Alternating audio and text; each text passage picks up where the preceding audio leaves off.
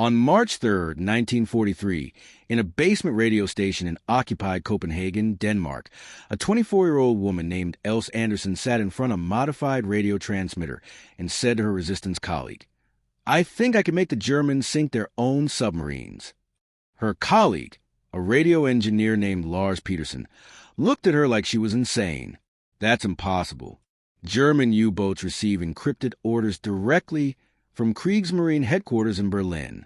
The codes change daily. The authentication protocols are unbreakable. Even if you could somehow intercept and decode their transmissions, you'd never be able to send false orders that they'd accept as genuine. The Germans would detect the forgery immediately." Else looked at him calmly and said, "I'm not planning to break their codes.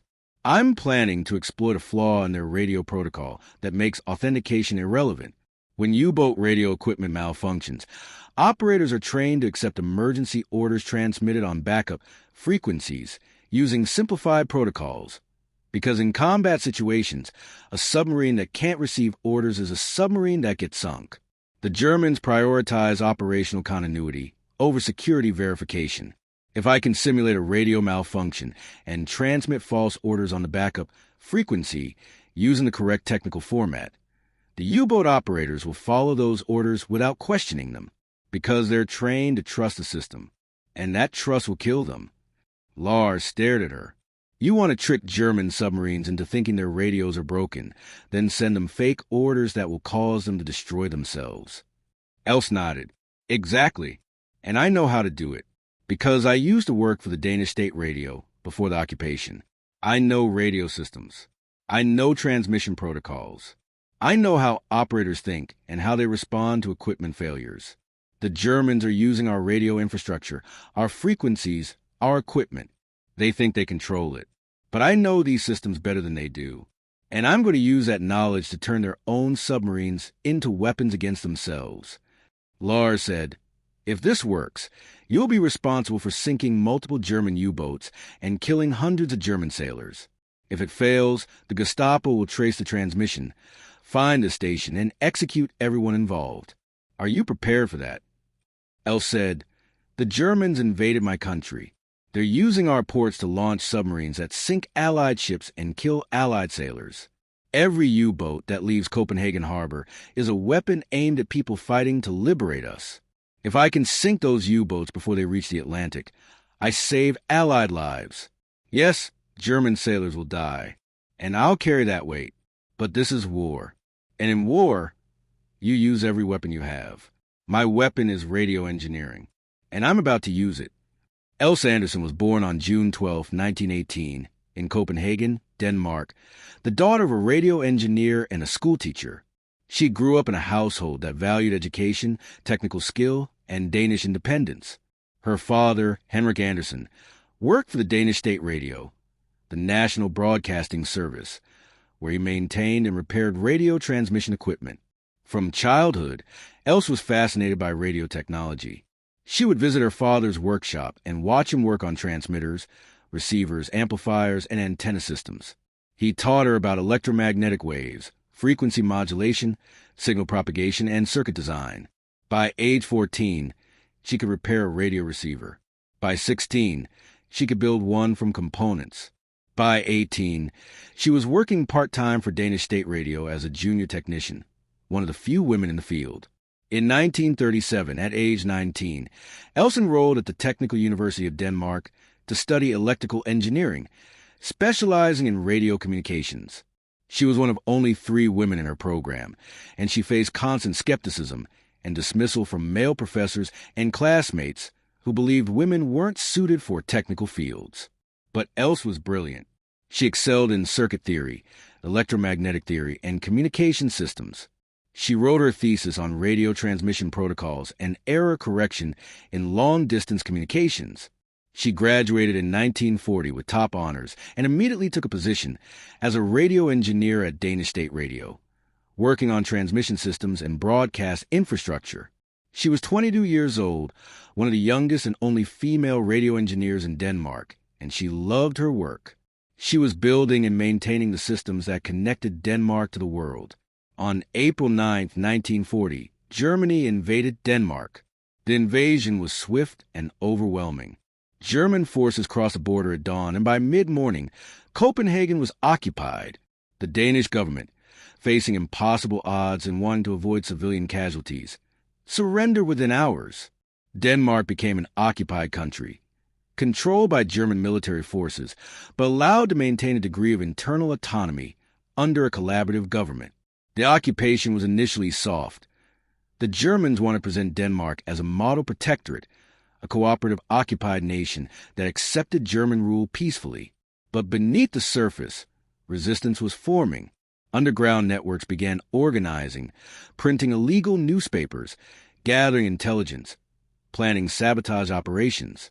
And Else Anderson, the young radio engineer, was watching and waiting for an opportunity to fight back. The Germans immediately took control of Danish radio infrastructure. They occupied the Danish state radio headquarters, installed German military communications equipment, and began using Danish radio frequencies and transmission facilities to support their military operations. German naval forces established a major base in Copenhagen Harbor, using it as a staging point for U-boat operations in the North Sea and Atlantic. Submarines would dock in Copenhagen for resupply, repairs, and crew rest before heading out on patrol missions to hunt Allied convoys. Else, still working at Danish state radio under German supervision, had access to the radio systems the Germans were using. She maintained and repaired equipment, monitored transmissions, and documented technical specifications. And she began to understand how the German naval communications system worked. German U-boats operated under strict radio discipline. While at sea, submarines maintained radio silence to avoid detection by Allied direction-finding equipment. But they still needed to receive orders from Kriegsmarine headquarters, mission updates, target coordinates, recall orders, emergency instructions. To receive these orders without breaking radio silence, U-boats use a one-way communication system. They would surface briefly, extend their radio antenna, and listen for encrypted transmissions broadcast on specific frequencies at scheduled times. The transmissions used Enigma encryption, which the Germans believed was unbreakable. U-boat radio operators would receive the encrypted message, decode it using their Enigma machine, and follow the orders. The system was designed to be secure and reliable, but Else identified a weakness. The weakness was in the backup protocol. Radio equipment on submarines was vulnerable to damage from depth charges, water infiltration, electrical failures, and combat stress. If a U-boat's primary radio receiver malfunctioned, the crew couldn't receive encrypted orders, which meant they couldn't complete their mission. To prevent this, German naval protocol included a backup system.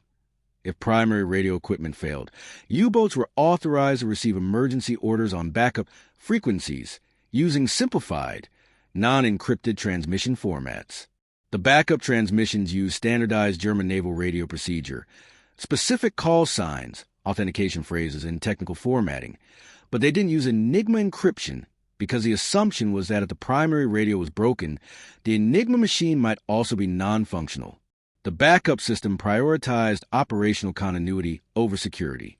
It was designed to ensure that even a submarine with damaged equipment could still receive critical orders. Else realized that if she could make a U-boat believe its primary radio was malfunctioning, she could then send false orders on the backup frequency, and the crew would follow those orders without being able to verify them through normal encrypted channels. The key was simulating a convincing radio malfunction, and Else knew exactly how to do that. She understood radio interference patterns, signal degradation, and equipment failure signatures. She could generate interference that would make a U-boat's primary receiver appear to be malfunctioning, while leaving the backup receiver functional. And once the U-boat switched to backup mode, she could send false orders using the correct German naval radio format. The orders would appear legitimate because they'd follow the exact technical protocol the Germans used. And the U-boat crew, trained to follow orders and trust the system, would execute those orders without question. In January 1943, Else made contact with the Danish resistance. She approached a resistance cell operating in Copenhagen and explained her plan. She could use her access to radio equipment and her knowledge of German naval communications to send false orders to U-boats, potentially causing them to abort missions, surface in dangerous areas, or even scuttle themselves. The resistance leadership was skeptical. The plan sounded too ambitious, too technical, too risky. But they agreed to let her try. They provided her with access to a hidden basement radio station in central Copenhagen, equipped with a modified transmitter powerful enough to reach submarines in the North Sea. They also provided her with intelligence on U-boat movements, gathered from resistance members working in the Copenhagen harbor who observed submarine departures and documented their identification numbers and departure times. Elle spent 2 months preparing. She studied German naval radio procedures, memorizing call signs, authentication phrases, and transmission formats. She modified the basement transmitter to generate specific types of radio interference that would simulate equipment malfunctions. She calculated the exact frequencies and timing needed to intercept U-boat communications and inject false signals. She rehearsed the entire operation dozens of times, practicing precise sequence of interference generation, frequency switching, and false order transmission. By March 1943, she was ready. She selected her first target, U-boat U-337, which had departed Copenhagen on March 1st, 1943, heading for patrol operations in the North Atlantic. She would attempt to sink it using nothing but radio signals and psychological manipulation. On March 5, 1943, at 2 a.m., Elle sat in the basement radio station with Lars Petersen, the resistance radio engineer, who would help her set up the equipment. U-337 was approximately 400 kilometers northwest of Denmark, in the North Sea, heading toward the Atlantic. According to German naval schedules that the resistance had obtained, U-337 was scheduled to receive encrypted orders at 2:15 a.m. Elsa's plan was to interfere with that transmission, make the U-boat's radio appear to malfunction, and then send false orders on the backup frequency. She powered up the modified transmitter and tuned it to the frequency used for German naval encrypted transmissions. At 2:14 a.m., she detected the beginning of the encrypted transmission from Kriegsmarine headquarters to U-337. The transmission was a standard encrypted order, likely containing patrol coordinates and target information. At 2:15 a.m., Elle activated the interference generator. The device produced a specific pattern of radio noise designed to mimic the signature of a failing radio receiver, intermittent signal dropout, frequency drift, and distortion. The interference was carefully calibrated to disrupt the encrypted transmission without completely blocking it, creating the impression that U-337's radio receiver was malfunctioning rather than being jammed by an external source. On U-337, the radio operator would be hearing the encrypted transmission breaking up, becoming unintelligible, fading in and out. He would attempt to adjust his equipment, trying to clear the signal. But the interference pattern Elle was generating would make it appear that the receiver itself was failing. After several minutes of disrupted transmission, the U-337 radio operator would follow protocol. He would report the malfunction to the captain, switch to the backup receiver, and listen for emergency orders on the backup frequency. At 2:22 a.m., Elle switched her transmitter to the German naval backup frequency. She began transmitting in clear German, using the exact radio procedure format specified in German Naval Communications Protocol. U-337, this is Kriegsmarine Operations Copenhagen. Acknowledge receipt on backup frequency. Over. She waited. For 30 seconds, there was silence. Then a response. Kriegsmarine Operations Copenhagen, this is U-337. Primary receiver malfunction. Receiving on backup frequency. Awaiting orders. Over. Elsa's heart was pounding. It was working. The U-boat had accepted the false transmission as legitimate. Now came the critical part. Delivering orders that would sound plausible but would result in the submarine's destruction. She transmitted, U-337 emergency orders. Allied convoy intelligence indicates heavy destroyer presence in your patrol sector. Abort current mission. Proceed immediately to grid reference N-42 for reassignment. Maintain surface transit for maximum speed. Acknowledge. Over. Grid reference N-42 with a location Elle had carefully selected. It was in the North Sea, approximately 200 kilometers west of Denmark, in an area where British Royal Air Force Coastal Patrol aircraft operated regularly. If 337 surfaced and traveled to that location. It would be exposed and vulnerable to air attack. The order to maintain surface transit was a kill mechanism. Submarines were safe underwater, but extremely vulnerable on the surface, where they could be spotted and attacked by aircraft. A U-boat traveling on the surface in daylight in an area with active Allied air patrols was almost guaranteed to be detected and destroyed. The U-337 radio operator responded. Kriegsmarine Operations Copenhagen, U-337 acknowledges. Aborting current mission. Proceeding to grid and 42 surface transit. Over. Else transmitted.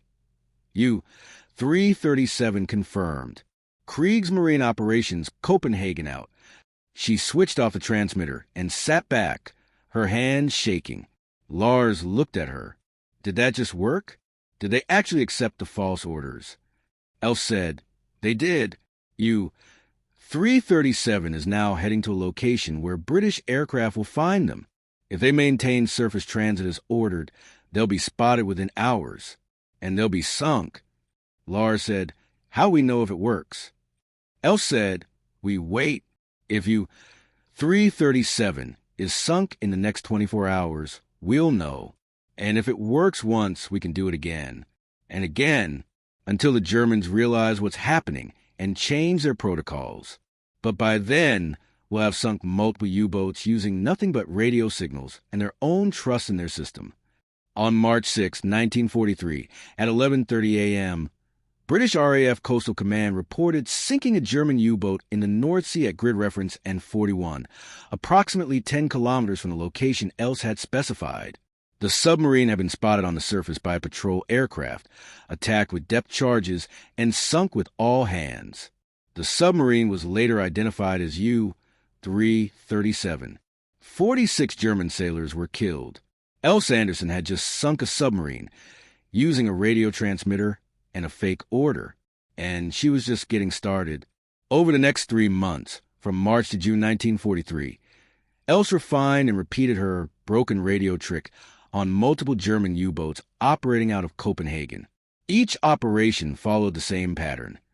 Identify a U-boat that had recently departed Copenhagen, intercept its scheduled encrypted transmission, generate interference to simulate a radio malfunction, send false orders on the backup frequency, and direct the submarine into a situation that will result in its destruction. The false orders vary depending on the tactical situation, but they all exploited the same vulnerability. U-boats following orders without being able to verify them through encrypted channels. Sometimes she ordered submarines to surface in areas with heavy Allied air patrol activity, where they'd be spotted and bombed. Sometimes she ordered them to proceed to specific coordinates where Allied naval forces were operating, resulting in surface engagements the submarines couldn't win. Sometimes she sent orders to scuttle the submarine due to critical mechanical failure detected by headquarters monitoring systems, exploiting the crew's trust in German engineering oversight. On March 19, 1943, she targeted U-boats U-229 and U-441, both of which had departed Copenhagen on March 17th. She used the same interference and false order technique, directing both submarines to surface and proceed to a rendezvous point for emergency resupply. The rendezvous point was in an area where British destroyers were conducting anti-submarine operations. Both U-boats surfaced as ordered and were detected by British radar. U-229 was sunk by depth charges from HMS Harvester.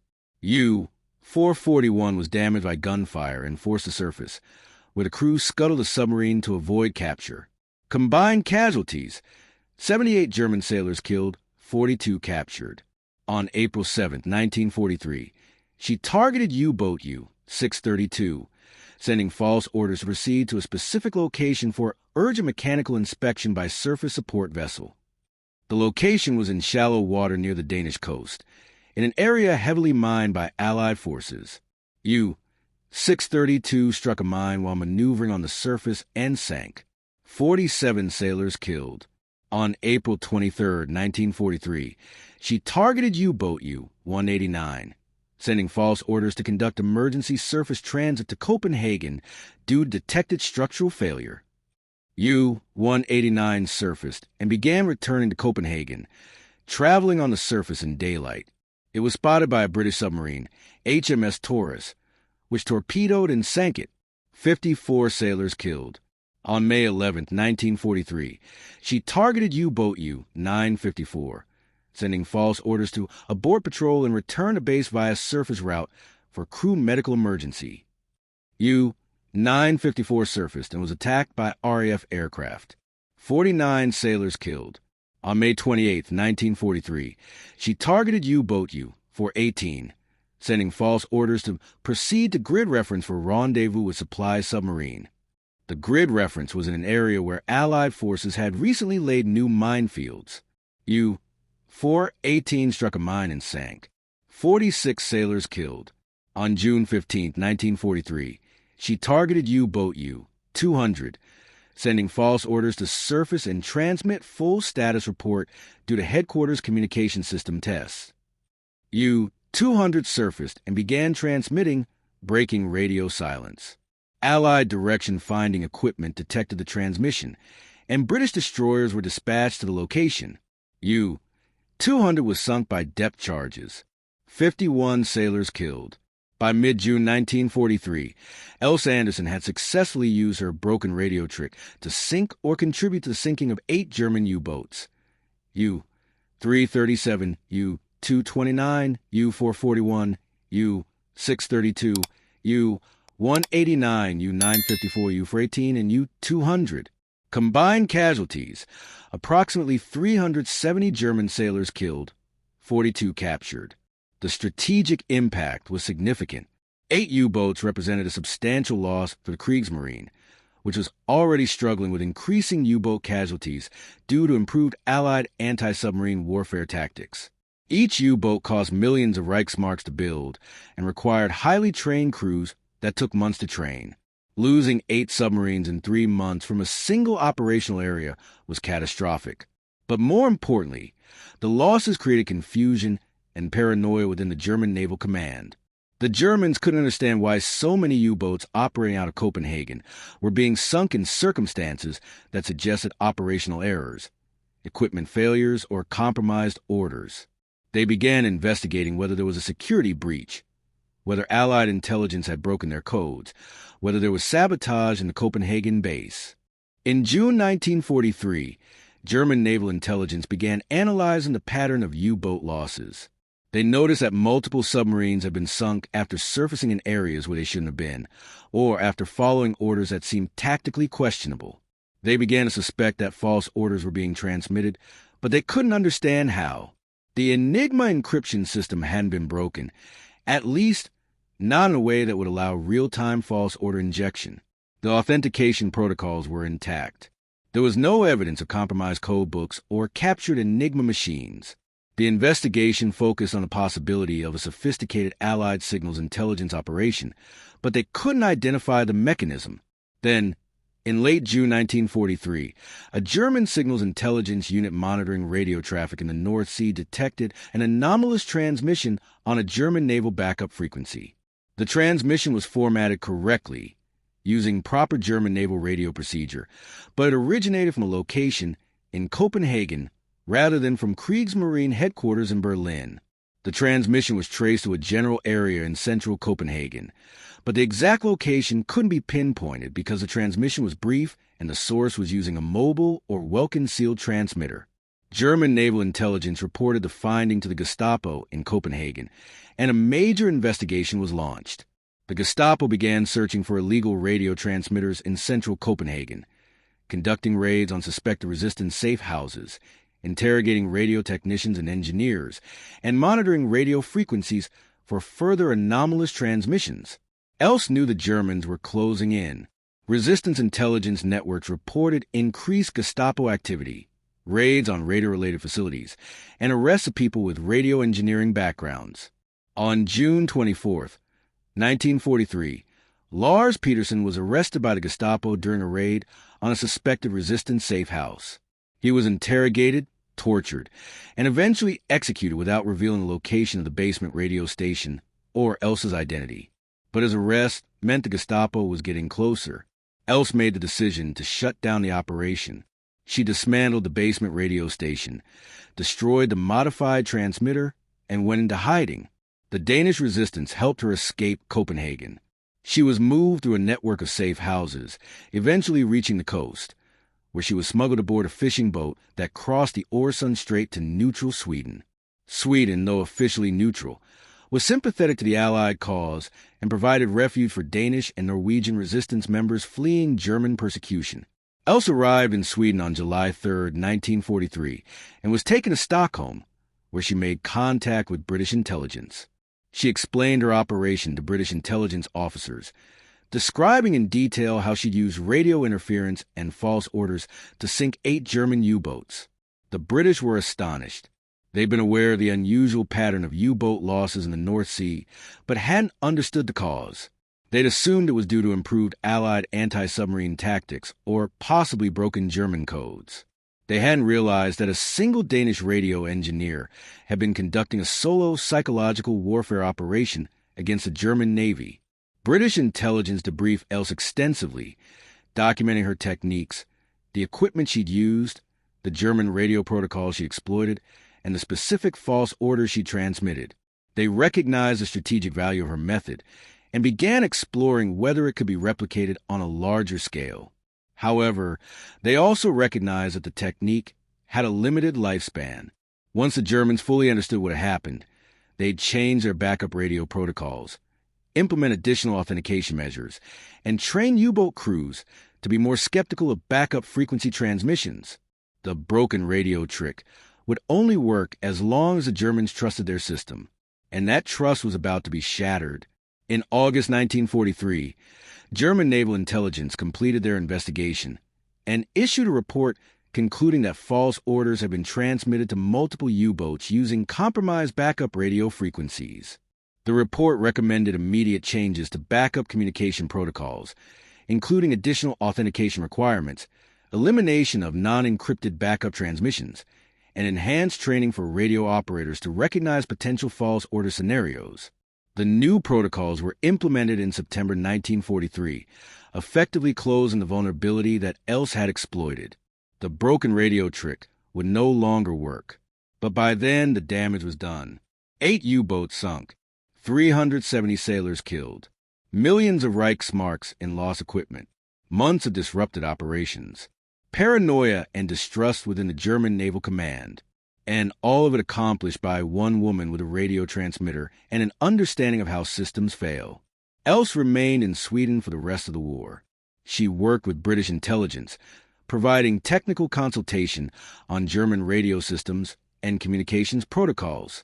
She helped train Allied signals intelligence personnel in radio deception techniques. She wrote technical manuals on radio interference and false signal generation. She became one of the foremost experts on psychological warfare through communications manipulation. But she couldn't return to Denmark while the Germans occupied it. The Gestapo had identified her as a high-priority target, and returning would mean certain arrest and execution. In May 1945, Germany surrendered. The war in Europe ended. Denmark was liberated. Else returned to Copenhagen in June 1945. After 2 years in exile, she found a city that had survived the occupation but was scarred by it. The Danish state radio headquarters where she'd worked had been damaged in the final days of the war. Many of her colleagues had been killed, arrested, or had fled. The radio infrastructure she'd helped build was in ruins. But Denmark was free, and Else had played a part in that liberation. She'd used her technical knowledge as a weapon. She'd turned the Germans' own systems against them. She'd sunk 8 submarines without firing a shot. In the immediate aftermath of the war, Else's operation remained classified. British intelligence didn't want to publicize the techniques she'd used because they wanted to preserve the option of using similar methods in future conflicts. The Danish government, focused on rebuilding and reconciliation, didn't want to highlight resistance operations that might complicate relations with Germany. So Else's story remained secret. She returned to work as a radio engineer, helping rebuild Denmark's broadcasting infrastructure. She worked for Danish state radio for another 20 years, eventually becoming chief engineer, one of the first women to hold such a senior technical position in Denmark. She never married. She never had children. She lived quietly, working, reading, occasionally giving guest lectures at the Technical University of Denmark on radio engineering and communication systems. She never mentioned her wartime operation. Almost no one knew what she'd done. In 1965, at age 47, Else retired from Danish state radio. She moved to a small apartment in Copenhagen and lived on her pension. She spent her time reading, walking, visiting museums, living the quiet life of a retired engineer. For 30 years, she lived in obscurity, and her story remained unknown. In 1995, 50 years after the end of World War II, the British government began declassifying wartime intelligence documents. Among the declassified materials were reports on Danish resistance operations, including a detailed technical report on radio deception operations conducted by Danish agent Else Andersen, resulting in a loss of 8 German U-boats in 1943. The report was discovered by a military historian researching Allied anti-submarine warfare, and he recognized its significance. He contacted Else, now 77 years old, and asked if she'd be willing to be interviewed about her operation. Else agreed. She told her story publicly for the first time. She explained how she'd identified the vulnerability in German backup radio protocols, how she'd built the equipment to exploit it, how she'd sent false orders to 8 U-boats, and how those submarines had been sunk as a result of following her orders. The historian published her story in 1996 in a book about unconventional warfare in World War II. The story was picked up by Danish media, then international media. Else became famous overnight. At age 78, the quiet retired engineer was suddenly recognized as one of the most innovative and effective resistance operatives of World War II. She was invited to speak at military academies, intelligence conferences, and engineering schools. She was interviewed by journalists from around the world. In a 1997 interview, a journalist asked her, "How did you have the knowledge and confidence to attempt something so technically complex and strategically ambitious?" Else said, "I was a radio engineer. I understood how radio systems worked, how they failed, and how people responded to those failures. The Germans had built a system that prioritized operational continuity over security verification. That was the flaw. They trusted their system so completely that they didn't question orders that came through the correct technical format, even when those orders were tactically questionable. I exploited that trust. I made them believe their equipment was failing, and then I gave them orders that sounded plausible in the context of equipment failure. They followed those orders because they were trained to trust the system, and that trust killed them." The journalist asked, "Do you feel guilt for the death of the German sailors?" Else was quiet for a moment, then said, "Yes, I feel guilt. 370 men died because of orders I transmitted. Most of them were young, probably conscripts, probably not ideological Nazis, just sailors doing their jobs. They died because I tricked them. I carry that weight. But I also know that those 8 U-boats, if they completed their missions, would have sunk Allied ships and killed Allied sailors. Every U-boat I sank was a U-boat that didn't reach the Atlantic convoy routes. Every German sailor who died was an Allied sailor who lived. That's the mathematics of war. It's brutal, it's ugly, but it's necessary. I used the skills I had, radio engineering, systems knowledge, technical creativity, to fight back against an occupying force. I turned their own technology against them, and I'd do it again." The journalist asked, "What do you want people to understand about your operation?" Else said, "I want people to understand that warfare isn't just about guns and bombs. It's about information, psychology, systems, and trust. The Germans lost 8 submarines not because of superior Allied firepower, but because of flaw in their communications protocol and their assumption that technical formatting equals authenticity. They trusted their system. They trusted that orders transmitted in the correct format were genuine orders. That trust was a vulnerability, and I exploited it. Modern warfare is increasingly about information systems, computer networks, communications infrastructure. The vulnerabilities aren't always in the encryption or the hardware. Sometimes they're in the protocols, the procedures, the human assumptions about how systems work. That's what I want people to understand. The most dangerous attacks aren't always the ones you can see. Sometimes they're the ones that look exactly like normal operations until it's too late. In 1998, Els was awarded the Order of the Dannebrog, Denmark's highest civilian honor, for her contributions to the resistance and her service to Denmark. She was also recognized by the British government with a commendation for her contributions to Allied intelligence operations. She was invited to speak at the Royal Navy Submarine Warfare School, where she explained her operation to modern submarine officers, many of whom were astonished that such a simple technique had been so devastatingly effective. In 2000, at age 82, Els gave her final public interview. She was asked what she was most proud of. She said, "I'm proud that I used my education and my skills to fight back. I'm proud that I didn't accept occupation passively. I'm proud that I found a way to contribute to the war effort using the knowledge I had. And I'm proud that I proved that technical expertise can be as powerful a weapon as any gun or bomb." Women weren't allowed in combat roles during World War II. We weren't supposed to be warriors. But I was a warrior. I fought with radio waves instead of bullets. And I won. Els Anderson died on November 18, 2003, at age 85, from complications of heart failure. Her funeral was attended by hundreds of people: resistance veterans, military officers, intelligence officials, engineers, students, and ordinary citizens who wanted to honor a woman who'd used her mind as a weapon. She was buried with full honors, her coffin draped with the Danish flag. At the funeral, a former British naval intelligence officer who'd worked with her in Sweden gave a eulogy. He said, "Els Anderson was one of the most brilliant and innovative operatives I ever encountered. She identified a vulnerability that no one else had seen. She developed a technique that no one else had imagined. She executed operations that resulted in the destruction of 8 enemy submarines and the deaths of hundreds of enemy personnel. And she did it all using nothing but radio equipment and an understanding of human psychology. She proved that the most powerful weapon isn't always the most obvious one. Sometimes it's knowledge. Sometimes it's creativity. Sometimes it's the ability to see a system's weakness and exploit it before anyone realizes what's happening." Els saw that weakness. She exploited it. And she changed the course of the war in her own small but significant way.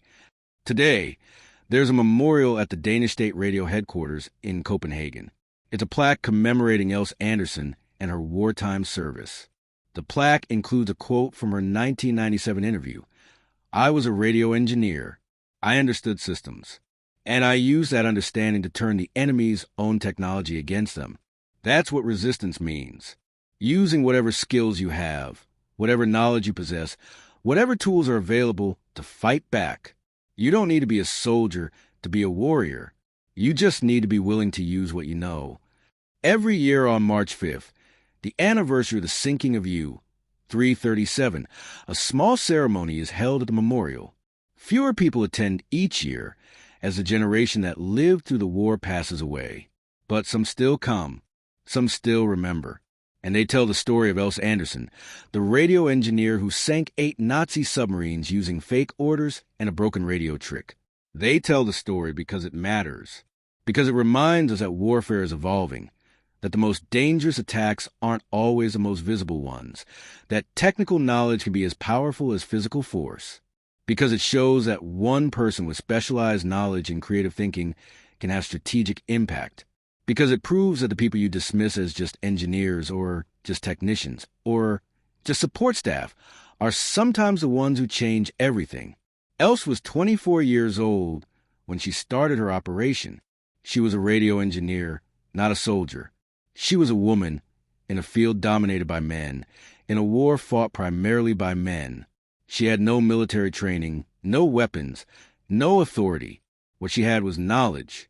She understood radio systems better than almost anyone. She understood German naval protocols. She understood human psychology and how people respond to system failures. And she used that knowledge to sink 8 submarines and kill 370 enemy personnel. The Germans never saw her coming. They never suspected that a Danish radio engineer was sitting in a basement in Copenhagen, transmitting false orders that would send their submarines to their deaths. They trusted their system. They trusted their protocols. They trusted that orders transmitted in the correct technical format were genuine, and that trust killed them. That's the lesson of Els Anderson.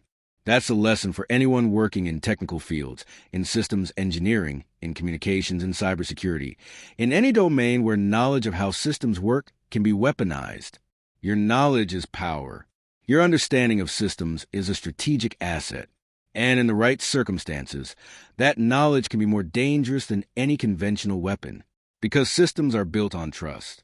Protocols are built on assumptions. And when someone understands those systems and assumptions better than the people who built them, they can turn those systems into weapons.